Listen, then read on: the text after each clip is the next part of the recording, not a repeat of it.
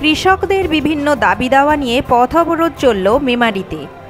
কৃষি ও কৃষক বাঁচাও কমিটির পক্ষ থেকে মেমারি 1 ও 2 নম্বর ব্লক কমিটি বুধবার প্রায় ঘণ্টাখানেকের পথ অবরোধ করে।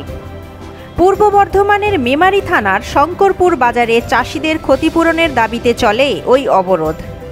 কৃষকদের ক্ষতিপূরণ, বিমা এবং সার ও বিদ্যুতের বিল কমানোর মতো একাধিক দাবি তোলা হয় এদিন। বর্ধমান জেলা শাসকের দপ্তরে এ নিয়ে স্মারকলিপি জমা দেওয়া হবে বলেও জানিয়েছে কৃষি ও কৃষক বাঁচাও কমিটি। এদিনের পথ অবরোধে উপস্থিত ছিলেন সংশ্লিষ্ট কমিটির বর্ধমান জেলা সভাপতি ও সাধারণ সম্পাদক। শুনে নেব তাঁদের বক্তব্য।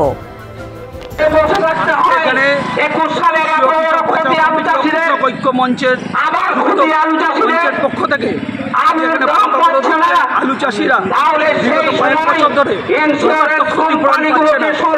বীমা কোম্পানিগুলো তারা যে ক্ষতিপূরণের রিপোর্ট দিয়েছে, আমরা সেটা দেখতে পাচ্ছি যে যারা যথার্থ ক্ষতিগ্রস্ত যে সমস্ত এলাকা, সেই সমস্ত এলাকাগুলোতে কম পেয়েছে বিমার টাকা। আর যেখানে ক্ষতি সেখানে দেখা গেছে বেশি অংশ ক্ষতিপূরণ সেখানে তারা পাচ্ছে। তাই আমরা মনে করছি যে এখানে সেজন দুর্নীতি হয়েছে, অবিলম্বে হয়েছে সেই সমস্ত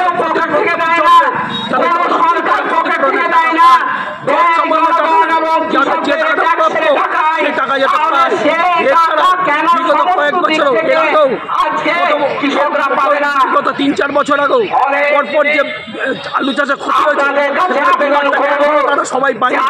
এই সমস্ত কৃষকদের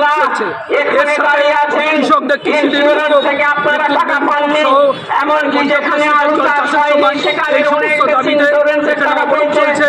এখানে প্রশাসন যদি আমাদের ক্ষতি না মেটে আগামী 25শে জুন জেলা শাসক দপ্তরে কৃষক বিক্ষোভ হবে।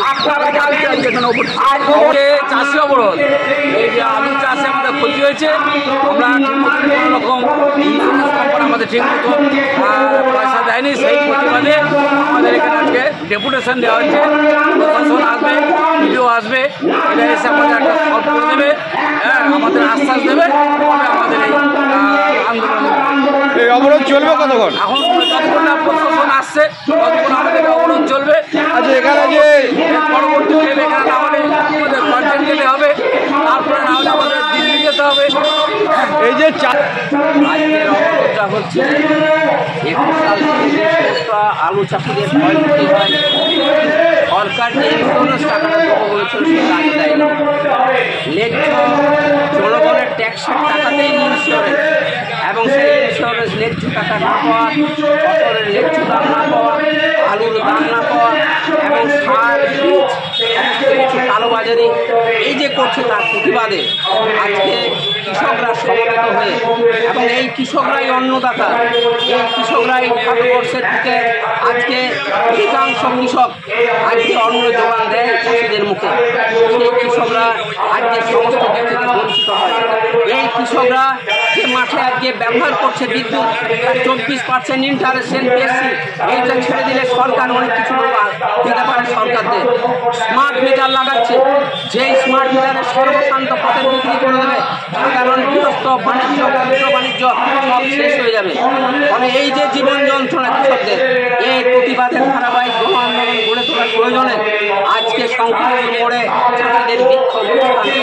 মূল দাবি